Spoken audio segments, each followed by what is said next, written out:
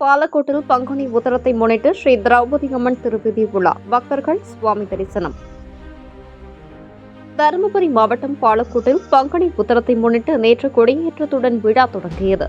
இதையடுத்து இன்று கணபதி பூஜையுடன் தொடங்கிய விழாவில் அம்மனுக்கு அதிகாலை முதலே பல்வேறு திரவியங்களான பால், பன்னீர், திராட்சை, சந்தனம், இளநீர், நெய் உள்ளிட்ட சிறப்பு அபிஷேகங்கள் மற்றும் ஆராதனை செய்யப்பட்டு மகா தீபாராதனை காட்டப்பட்டது.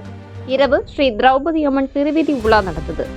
இதில் திரௌபதி அம்மன் சிம்ம வாகனத்தில் மேளதாளங்கள் முழங்க நகரத்தின் முக்கிய வீதி வழியாக சென்ற பக்தர்களுக்கு அருள்பாலித்தார். இந்நிகழ்ச்சி ஊர்கவுண்டர் முருகேசன் தலைமையில் நடந்தது. ஊர்கவுண்டர் குடும்ப வகையாராக்களைச் சேர்ந்த ராஜா, வேங்கடத்தான், முருகேசன், செவந்தான், கணேசன், கோவிந்தசாமி, ராஜா, பழனி கவுண்டர், குப்ப கவுண்டர், கோவிந்தசாமி, அர்ஜுனன் குடும்பத்தினர் கலந்து கொண்டனர்.